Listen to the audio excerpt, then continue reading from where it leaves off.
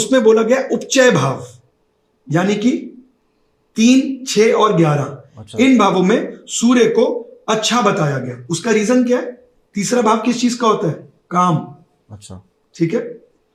छठा भाव किस चीज का होता है? रोग, क्रोध। 11वां भाव लोभ। तो ये नेगेटिव हाउसेस है। इसमें कहते हैं कि सूर्य अपने तप से इन हाउसेस के अंदर अच्छा रिजल्ट देके उनको बैलेंस कर देंगे। लेकिन ये कॉम्बिनेशंस के साथ ऋषि ऐसा समझते हैं कि आप लोग पढ़े लिखे होंगे और आप आगे उसको समझ पाएंगे। अच्छा, छठे भाव में सूर्य, अगर इसके ऊपर नेगेटिव एस्पेक्ट पड़ जाए किसी ग्रह का, तो ये आपको एक बार आपके ग्राफ को जरूर बॉटम टच करवाएगा और आपके लड़ाई झगड़े कोर्ट केस अननेसेसरली हो जाएंगे, आपको समझ में नहीं आएगी। अच्छा, तो इसलिए ये चीज देखना जरूरी है कि इस पे कौन सा इफेक्ट पड़ रहा है। ठीक है, सही है। पंचम भाव में सूर्य, पंचम भाव क्या? बुद्धिमान। तो ऐसा जातक काफी बुद्धिमान होता है, लीडर, एडमिनिस्ट्रेटर, उसके अंदर क्वालिटीज में बड़ा करेज होगा। जो भी आपको ऐसा देखे समझ आए इसका सूर्य 5th हाउस में, तो उसकी वीकनेस क्या होती है? उसकी वीकनेस होती है कि उसको ना अपने ब्रेन को शाइन करवाना है। अच्छा, शाइन, कि उसकी जो इंटेलिजेंस है ना वो सबको समझ में आए। तो वो लोग मतलब मोस्टली साइंटिस्ट और उस ऐसा टाइप के जरूरी लोग हो नहीं सकते है, हैं? ऐसा जरूरी नहीं है कि साइंटिस्ट होंगे, लेकिन उनका ब्रेन अपनी फील्ड में बहुत लगेगा। लेकिन नेगेटिव इफेक्ट क्या है कि उनको ये शो भी करना सामने वाले को कि मैं इंटेलिजेंट हूं। अच्छा, उनको ये शो करना है, तो वो कुछ ना कुछ ऐसा करते रहेंगे कि मैं अट्रैक्शन बनूं। सूर्य छठे भाव, जैसे मैंने आपको बताया, वेरी गुड प्लेसमेंट। आपको कॉम्पिटिशंस में कोई नहीं हरा सकता, आपका करेज बहुत अच्छा रहेगा, आपको सबऑर्डिनेट्स और इन सब जगहों से अच्छी सपोर्ट मिलेगी। लेकिन अगर इस पे नेगेटिव प्रभाव पड़ गया तो आपके झगड़े और एक बार के लिए ग्राफ आपकी लाइफ में बॉटम जरूर टच करेगा। उसके लिए आपको रेमेडी लेनी पड़ेगी। और रेमेडी मैम बताएंगी? छठे घर में अगर आपके सूर्य बैठे हैं और वो अगर आपको बहुत नेगेटिव इम्पैक्ट दे रहे हैं, तो पहली बात, ऐसे व्यक्ति को ऐसे घर में कहीं नहीं रहना चाहिए जहाँ पर अंधेरा बहुत रहता है। अच्छा, उसको ऐसे घर में रहना चाहिए जहाँ पे सूर्य की रोशनी बहुत आती है। ऐसे व्यक्ति को अंधेरा अपने घर में ज़्यादा नहीं रखना चाहिए, डार्क कलर्स का यूज़ ज़्यादा नहीं करना चाहिए। ऐसे व्यक्ति को हमेशा हल्का नीला रंग, मैंने कहा ना सूर्य के 7 किरणें हैं, अभी आपको जब प्लेसेस बताएंगे उसके बाद फिर मैं इसके ऊपर बात करूँगी। तो जब आप इस अवस्था में है तो ऐसे व्यक्ति को अपने सिर के ऊपर हल्के नीले रंग का रुमाल बांधकर सन बाथ जरूर लेना चाहिए। अच्छा, वो उसका भी कुछ टाइम है मैम सन बेदिंग का? सुबह ही? हाँ, कुछ अर्ली मॉर्निंग? बिल्कुल।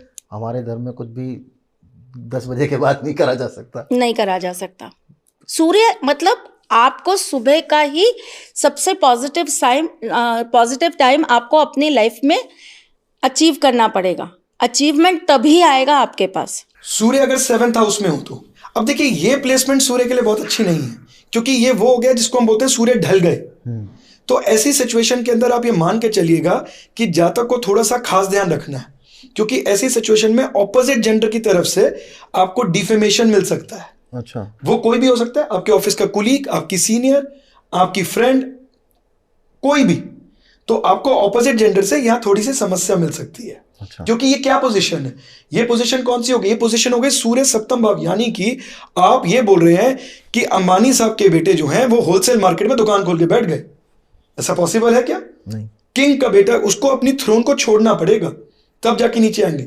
इसकी सिर्फ जो एक सबसे अच्छी एक लेमैन में, अगर किसी को इन जनरल में भी ऐसा फील होता है कि मेरे साथ ऐसा होता है, क्योंकि ऐसे जातक का ना कॉन्फिडेंस बहुत डगमगाता है। अच्छा। या जिनका सूर्य बड़ा बेसिक डिग्रीज का होता है ना, उनका भी कॉन्फिडेंस बहुत डगमगाता है। तो ऐसे केस में आप सूर्य नमस्कार या सूर्य क्रिया जरूर करें। अब वही बात आती है कि नमस्कार के कई तरीके हैं, जैसा उन्होंने बोला कि इसमें तो आप बहुत सारी चीजें देखोगे, लेकिन सूर्य क्रिया करने से आपके सोलर प्लेक्सस चक्रा बहुत स्ट्रांग हो जाएगा। अच्छा। तो आप सूर्य क्रिया कर लीजिए, एटलीस्ट इतना तो आप कर ही सकते और हैं। लाल रंग का जो पुष्प लोग चढ़ाते हैं सूर्य को, वो 7वें घर के सूर्य वालों को नहीं चढ़ाना चाहिए। अच्छा, लाल रंग का नहीं चढ़ाना चाहिए। कुछ मैम मैंने ये भी लोगों को देखा है, वो उसमें जल में कुमकुम या कुछ कलर डाल के आपको बताते जाएंगे जैसे जैसे चीजें आती तो अब जाएंगी। हम 7वें हाउस पे थे, सेवेंथ। तो अब आते हैं जी सूर्य अष्टम भाव। तो अगर सूर्य अष्टम भाव में होगा तो ऐसा बंदा क्या पाताल से भी ना खोज लाएगा कुछ ना कुछ। इनको बोलते हैं जी डिगर, डीप डिगर। ये रिसर्च की फील्ड में बहुत अच्छा करते हैं, लेकिन इसकी रोशनी कहां पड़ी? सामने 2nd हाउस में।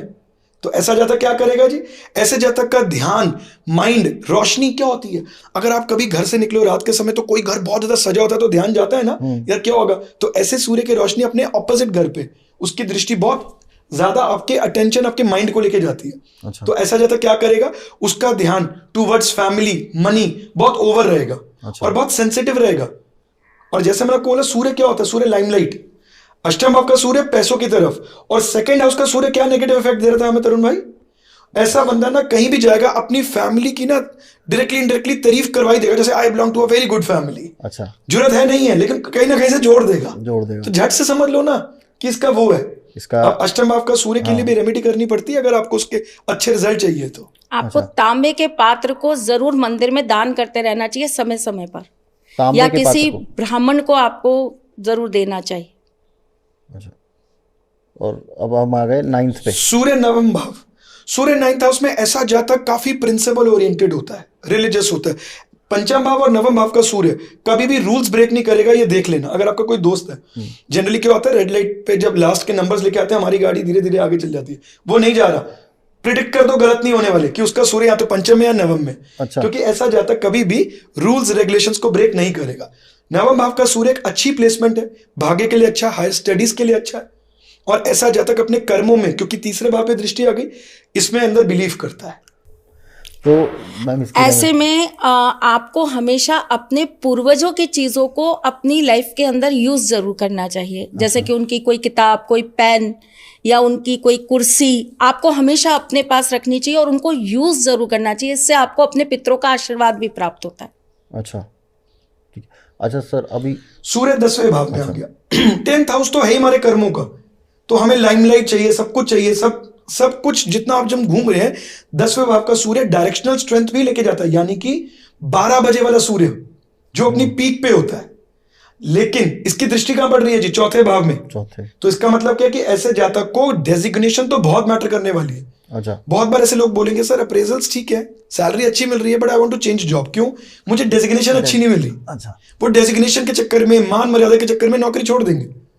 लेकिन अगर इस पे किसी बुरे प्रभाव या मेलेफिक प्लैनेट का इफेक्ट पड़ जाए तो उसकी पहचान क्या है, इसके लिए आपको बड़ा सूझबूझ के स्टेप लेना है। ऐसा जातक कभी भी हाईएस्ट पोजीशन नहीं पहुंच पाएगा, उससे एक लेवल नीचे रह जाएगा हमेशा। अच्छा। बहुत बार लोग देखेंगे 10वें भाव का सूर्य, तुम बहुत ऊपर पहुंचोगे। मान लीजिए ऐसा जातक इलेक्शन लड़ रहा है एमपी के लिए, तो वो एमएलए ही बनेगा। एमएलए के लिए तो उसके जो नीचे वाला है पार्षद तक रह जाएगा। क्यों? क्योंकि उसके सूर्य पे बुरा प्रभाव है, तो कोई बैड एस्पेक्ट है इस चक्कर में। ऐसे व्यक्ति को कभी किसी के लिए ना बुरे शब्द नहीं बोलने चाहिए।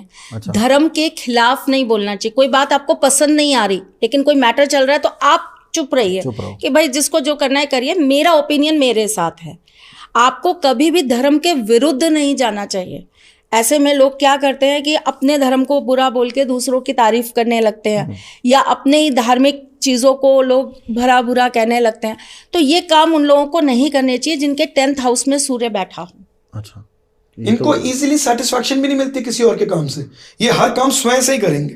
अगर आपके घर में कोई ऐसा है ना जो सेटिस्फैक्शन नहीं मिलेगी, आप अरे तुम चल जाओ मैं काम कर लूंगा, लेकिन एंड में नहीं मैं चेक करके जाऊंगा, सूर्य 10वां भाव, सेटिस्फैक्शन नहीं मिलती है।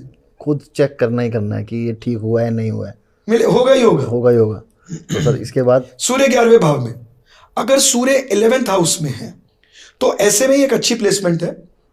ऐसे में जातक को कहीं ना कहीं से उसकी डिजायर्स, उसकी इच्छाएं पूरी होती हैं।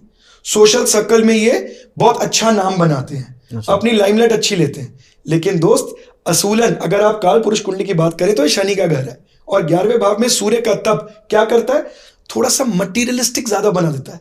ऐसे जातक के अंदर इमोशंस नहीं होते हैं, कुछ चीजें चाहिए, थोड़ा सा मटेरियलिस्टिक हो जाता है। सात्विकता, जो कि हमें तीसरे भाव, पंचम भाव, नवम भाव, जैसे उन्होंने बोला कि भाई अपने एंसेस्ट्रल की चीजों वो खुशी से कर ही रहा होगा, वो खुद से करता होगा कि अरे मैम पता नहीं मैं तो खुद से कर रहा हूं, क्योंकि उसके नवम भाव में सूर्य।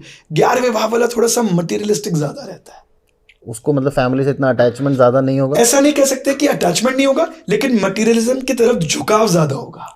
आप अगर पूर्वजों की कोई जमीन उसको मिल गई तो वो ये नहीं सोचेगा कि ये मेरे पूर्वजों की है, मेरे पास आशीर्वाद है, मुझे इसको रखना ही है। वो क्या सोचेगा, अगर मुझे बेनिफिट हो रहा है ना तो इसको हटाओ, दूसरा नया ले लो। कहने का तात्पर्य ये है। सेंटिमेंट्स नहीं जुड़े ना, सेंटिमेंट्स नहीं। अरे यार फायदा फायदा फायदा, बस हर जगह मटेरियलिज्म। सूर्य 12वें भाव में अगर आ जाए तो ऐसे जातक की इंट्यूशन बहुत अच्छी होती है, रिलीजियस होता है। लेकिन ये जनरली आप इसकी पहचान कैसे देखेंगे, जो लोग रात रात तक जागे रहते हैं, जो भी काम होगा हम रात को पढ़ेंगे, रात को करेंगे, इंसोम्निया की दिक्कत होती है। 12वें भाव सूर्य अगर आपके 12th हाउस में, अगर 12वें भाव में सूर्य, तो ऐसे जातक की इंट्यूशन बहुत हाई होती है, सात्विक होता है, इमेजिनेटिव होता है, अच्छी प्लेसमेंट है, लेकिन ऐसा जातक सारे काम रात को करने वाला होता है। अच्छा, सब काम रात को करूंगा, रात को जागूंगा, तो ऐसे जातकों को इंसोम्निया की प्रॉब्लम भी होती है। मैम तो इसके लिए क्या किया जाए कि वो रात को ना जागे? और एक तो जिनके उसका 12वें घर में सूर्य होता है ना, ऐसे लोगों को तीव्र देवी देवताओं का पूजन करना चाहिए, जैसे कि भैरव बाबा, अच्छा, माँ काली, हनुमान जी, इनका पूजन जरूर करना चाहिए। अच्छा, और जिनके 12वें घर के अंदर सूर्य बैठा है, ऐसे व्यक्ति को एवरी संडे कोशिश करनी चाहिए कि वो बिना नमक का खाना खाए, एवरी संडे बिना नमक का खाना खाए। इसका और रीजन कभी समझ रहे भी हो आप? ऊपर से नमक डालकर खाना नहीं खाना चाहिए। ये भी एक इसका बहुत बड़ा हल इसका है। क्या रीजन समझ में आया? नहीं। मन में क्वेश्चन आते होंगे ना कि यार वो रेमेडीज जो बता रहे हैं क्या हाँ, पर्पस है, क्यों तो बता रहे पुरानी हैं? बात है। हाँ। सूर्य 12वें भाव में बोला गया, 12वां मतलब कि काल पुरुष कुंडली की 12 नंबर राशि, समुद्र, ओशन। अब अगर सूर्य ओशन के अंदर जाएगा तो क्या करेगा? उसके पानी को खत्म करेगा। तो ऐसे में कभी कभी क्या होता है, आपके इमोशंस खत्म हो जाते हैं। ऐसा जब तक सोचता बहुत कुछ है लेकिन एक्शन ओरिएंटेड नहीं होता, लेजी हो जाता है। तो नमक बैलेंस होना चाहिए आपके शरीर में, ना ज्यादा ना कम, ना कम। क्योंकि ओशन वाटर उन्होंने उसी को एक रेमेडियल प्रोस्पेक्ट में बताया। और ओशन तो वैसे भी सॉल्ट है। उसका एक और रीजन है, अगर वहां पर सूर्य ऐसी किसी राशि में बैठा है जो उसकी शत्रु राशि है, तो ऐसा व्यक्ति तंत्र मंत्र के कब्जे में जरूर आ जाएगा। अच्छा। ऐसे व्यक्ति के ऊपर बहुत ज्यादा नेगेटिविटी हावी हो जाएगी। अच्छा, तो उस केस में अगर आप नमक का बहुत कम सेवन करेंगे तो आएगा तो सही इफेक्ट, लेकिन आपकी बॉडी उसको अपने अंदर आने नहीं देगी और एक प्रोटेक्शन शील्ड बना देगी जो कि उस चीज को फेंक देगा दूर आपसे। अच्छा, कि भाई एक ग्रह है जो कि हमसे लाखों हजारों किलोमीटर दूर घूम बैठा रहा है। है, बैठा है, वो आपके ऊपर इतना असर कैसे डाल रहा है? इसका कुछ तो लॉजिकल रीज़न होगा, या सिर्फ हम लोग एक स्पिरिचुअलिटी उसको मान के और एक एस्ट्रोलॉजी को एक साइंस मान के हम लोग चल रहे हैं, लेकिन इसके पीछे एक रीज़न क्या है? तरुण भाई, सबसे पहले रीजन बताने से पहले कि जैसे आपने बोला कि बड़े लोग बोलते हैं कि एस्ट्रोलॉजी एक मिथ है क्या, या पुराने जमाने की साइंस है क्या? पुराने जमाने की साइंस नहीं है, हिडन साइंस है, क्योंकि ये राजाओं के लिए थी। रीजन बीइंग क्योंकि वो कुछ करना चाहते थे, प्रजा थोड़ी राजा बनना चाहती थी। हमेशा आप देखो राजघरानों से चलती आ रही है चीज कि एक पुरोहित, एक एस्ट्रोलॉजर उनके साथ चलते थे। हाँ, अभी जैसा आपने बोला, तो मैं एक बात बता देता हूं, जिन भी लोगों के 2nd हाउस में, 1st हाउस में, 11th हाउस में, 10th हाउस में सूर्य है, या आप यूं मान लीजिए जिनका जन्म 1 तारीख, 19 तारीख या 28 तारीख को हुआ है, ऐसे लोग अगर सुबह की सूर्य की किरणें अपनी आंखों के अंदर लें, यानी कि सन गेजिंग करें, मैं रिटन पेपर पे दे रहा हूं, 43 डेज करने के बाद उनकी फोकस, उनकी इंटेलिजेंस लेवल, उनका कॉन्फिडेंस, सब में इंप्रूवमेंट आएगा ही आएगा। ये बात गारंटीड है। मैंने तो एक बात बोली, आपने बोला आपका बेटा 1 तारीख का बॉर्न, जी। करवा के देख लीजिएगा और खुद ही इस पे कमेंट भी कर दीजिएगा कि उसके फोकस में फर्क पड़ा, उसकी इंटेलिजेंस लेवल, इंटेलिजेंट तो है लेकिन क्या उसके अंदर, उसके वो चीज के अंदर हमें बेनिफिट मिला। सूर्य अपने आप में ना बहुत, जैसे उन्होंने आपको स्टार्टिंग में बताया कि हमारे ऋषि मुनि पहले जल में जाके, नाभि तक जल में जाके सूर्य नमस्कार किया करते थे। आप जानते हैं सुबह की सूर्य की किरण क्या करती है? आपके अंदर बैठे हुए डेड सेल्स को मूव कराना स्टार्ट करती है, एंटी कैंसरस होती है। ये कितनी रिसर्च हो रही है इस पे। जो सूर्य की लाल किरण होती है वो कैंसर के ऊपर बहुत प्रभाव डालती है, और जो कैंसर पेशेंट्स हैं उन्हें स्पेशली हम लोग ये थेरेपी कराते हैं कि सुबह के टाइम में हम उनको एक लाल पतला वस्त्र पहनाकर, अगर पुरुष है तो हम कोशिश करते हैं कि सिर्फ एक लंगोट पहनाकर, और स्त्री है तो मलमल का लाल रंग का वस्त्र पहनाकर उनको सनबाथ दें। अच्छा, सनबाथ दें उनको, और लाल चंदन उनके शरीर के कुछ प्रमुख स्थानों पर हम लगाकर उन्हें सूर्य के नीचे बैठा देते हैं और उनसे कहते हैं कि अब आप सिर्फ बैठकर ओम की चैंटिंग करिए, और आप बिलीव नहीं करेंगे कैंसर पेशेंट्स को रिलीफ मिलता है इस चीज से। क्योंकि आने वाले टाइम में, अभी भी है और आने वाले टाइम में आप देखिएगा सूर्य एक बहुत बड़ा कारण बनने वाले हैं, अभी भी बने हुए हैं लेकिन लोगों को समझ नहीं आ रहा। आने वाले टाइम में सूर्य एक बहुत बड़ा कारण बनने वाले हैं कैंसर होने का। वो तो है ही। जो फॉरेन लोग जो होते हैं जिनकी स्किन में मेलानिन थोड़ा कम होता है, उनको बहुत जल्दी कैंसर हो जाता है सनलाइट से, क्योंकि उसमें रेडिएशन है बहुत। उसका रीजन है, देखा आपने ये वाली बात बोल दी, हमारा देश इससे बहुत ज्यादा ना, इंडिया में हम बॉर्न हुए ना, तो ये बहुत लकी चीज है। लकी है। आप मान रहे हो बात, क्योंकि इसका क्लाइमेट ट्रॉपिकल है। एक स्पेसिफिक टाइमिंग का जो सूर्य की किरणें हैं वो आपके लिए अच्छी नहीं है, वो भी अगर आपकी कुंडली में क्या प्लेसमेंट है। तो ऐसे में कॉस्मेटिक्स इंडस्ट्री ने ना बहुत ज्यादा फायदा उठाया। उन्होंने बोला ये सबसे अच्छा तरीका है अपने कॉस्मेटिक्स के प्रोडक्ट को बेचने का। क्यों भाई, आप 12 बजे वाली कहां पर लिखा गया, किस शास्त्र में लिखा गया, यानी कि हमारी साइंस जो उस समय की थी, जो 4 दीवारी में नहीं की गई, अनबायस थी, उन्होंने पहले लिख दिया कि जल के अंदर सुबह के समय या संध्या के समय आप ये चीजें करें, एकदम हीट और तप मत लें, सब कुछ क्लियर किया। लेकिन मेडिकल साइंस ने कौन सा समय पकड़ा कि 12 से 4 आप ना वो लगाओ, ये जो कॉस्मेटिक्स वालों ने सनस्क्रीन, इससे उनका प्रोडक्ट बिकता है। अरे भाई पूरे कपड़े पहन लो ना, उसके बाद आप हमारे आज से आप लगभग 101 साल पहले की बात कर लो, ये सब कुछ हुआ है। मैं नाम भूल गया हूं, एक कौन थे फॉरनर 1900 सेंचुरी में जिन्होंने हमारा सारा एजुकेशन सिस्टम को बदल दिया था। लॉर्ड मैकॉले, जिन्होंने सारा एजुकेशन सिस्टम बदल दिया था ना। उन्होंने ब्रिटिशर्स को रिपोर्ट दी थी कि भाई अगर हिंदुस्तान को जीतना है तो आपको इनका जो ये जो कल्चर है, इसको और जो खत्म एजुकेशन करना है, जो गुरुकुल का जो कल्चर है, इसको खत्म करना होगा आपको। क्योंकि उन्होंने स्टडी कर लिया कि यार इनको तो किसी चीज की जरूरत ही नहीं पड़नी। जरूरत ही नहीं है। हम लोग आजकल एल्यूमिनियम के बर्तनों में खाना खाते हैं, ये उन्हीं की देन है, नहीं खाना चाहिए। हम तो तांबे के में खाते थे। बिल्कुल। ये हम नहीं तो रखना कांसा चाहिए। यूज करते थे खाना पकाने के लिए। तांबे में या मिट्टी के बर्तन होते थे, है ना। तो ये चीज जो है ना, ये कहीं ना कहीं से ये कॉस्मेटिक्स इंडस्ट्री ने फायदा उठाया और उन्होंने बोल दिया। वो ये ना मैम, पहले जैसे शाम का आपने कहा ना, ढलते सूरज की भी बहुत सारी थेरेपीज होती हैं। अच्छा।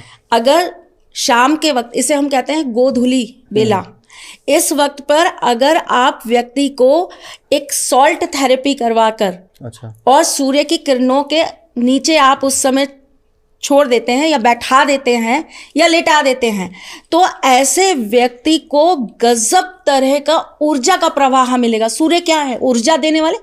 आप और दिन तो बहुत डल है, लेकिन कुछ पर्टिकुलर 1 या 2 दिन ऐसे आ जाते हैं जब आपको ऐसा लगता है अरे आज तो मैं बहुत एनर्जेटिक हूँ, आज तो मैं कुछ भी काम कर सकता हूँ। ये किसकी वजह से हो रहा है? आपकी कुंडली में बैठे हुए सूर्य की वजह से। ठीक है, इसको आप मेंटेन भी तो कर सकते हैं, इसको आप अपने जीवन के अंदर सुचारू रूप से ला भी तो सकते हैं। इस चीज को आप, इस ऊर्जा को रोजाना सही तरीके से चैनलाइज करके अपने जीवन को बहुत बहुत बहुत आगे ले जा सकते हैं। पहले कहाँ होते थे ये रोग? नहीं। अगर हम पुरानी बातें करें तो कहाँ होते थे? इतने ज्यादा बीमारियां कहाँ होती थी? ये बीमारियां बहुत ज्यादा कब से होने लग गई? जब से हमने इन चीजों को वैल्यू देना ही बंद कर दिया। बीपी का भी सूर्य से लेना देना होता है, लेकिन ठीक है। आप एक चीज अभी पूछ रहे थे कि धरती पर हम बैठे हैं और हम बात कर रहे हैं कि इतनी दूर सूर्य हमें कैसे प्रभाव दे रहा है, इफेक्ट दे रहा है। तो आप मुझे एक बात बताइए, आप धरती पर बैठे हैं, आपके ऊपर सबसे ज्यादा इफेक्ट ही सूर्य का है। हीट से अगर मैं अगर साइंटिफिक तरीके से माना जाए, जैसा उन्होंने बोला ना कि इवनिंग सूर्य वाली जो रेमेडी बताई, इससे लोगों को नींद बहुत अच्छी आती है। ऐसा नहीं कि ऊर्जा बढ़ने का मतलब है कि जी हम रात को कोई क्रिकेट खेलने चले जाएंगे। आपकी एनर्जी बैलेंस। अच्छा। सूर्य एनर्जी है जो कि बैलेंस देता है ना। तो ये एनर्जी आपकी इतनी बैलेंस करेगा, आपको बहुत अच्छी नींद आएगी, आप बहुत फोकस्ड रहेंगे। तो हर चीज का अपना एक महत्व है। अच्छा मैम, अभी हम लोगों ने, आपने मुझे